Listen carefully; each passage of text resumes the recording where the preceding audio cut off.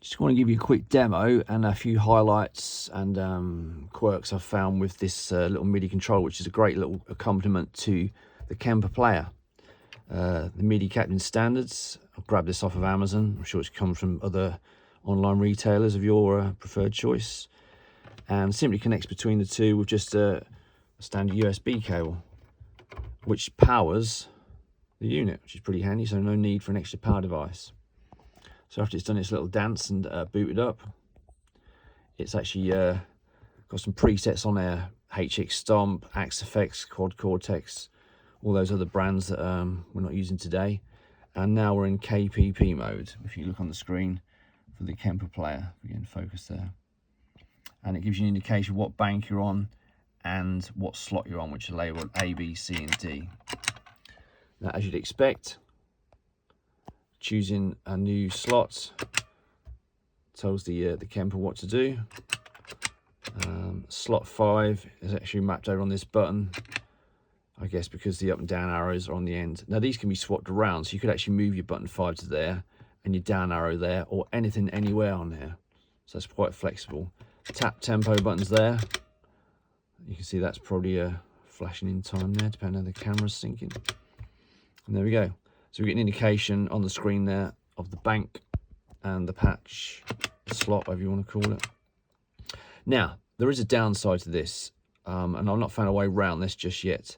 These two buttons are linked to effects B and effects delay. Not effects 1 and 2 as is labelled on the player, but the B effects slot and the delay effects slot. So when I hit that, that will engage what I've got as an overdrive, and this one will engage as a delay, which is pretty good.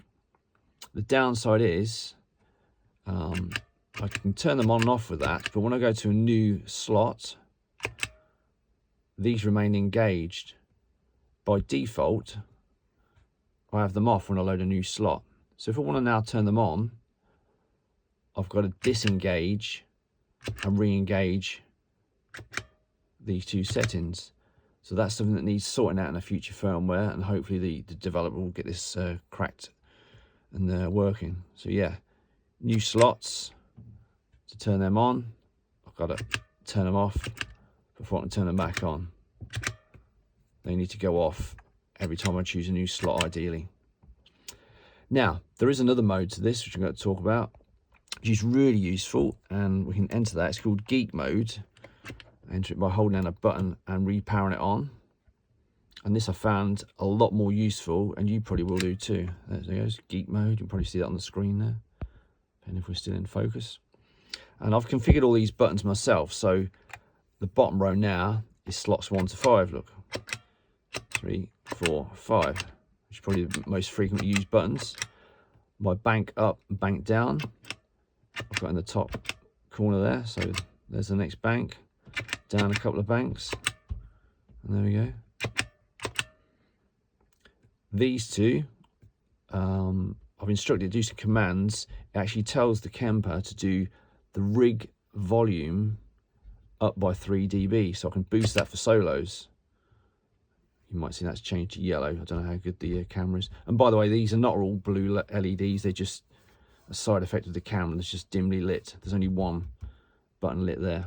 So yeah, that one will boost my rig by 3 dB, and this one will reset it back to the default of 0 dB.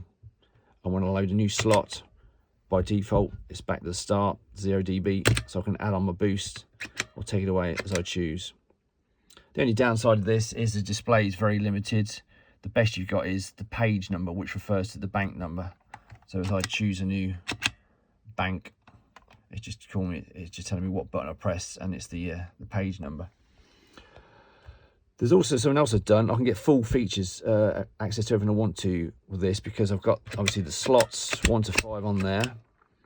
My effects 1 is on this button, which is always a true reflection of its state, and the delay is on this one. And I've actually got my tap tempo on here. So with that, I can access pretty much everything I want.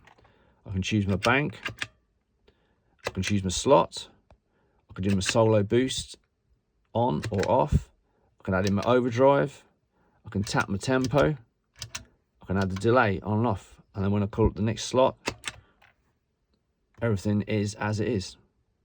And this button here is just a pretty colour. I don't know what to do with that one yet. So there we go. Check it out. Worth looking at.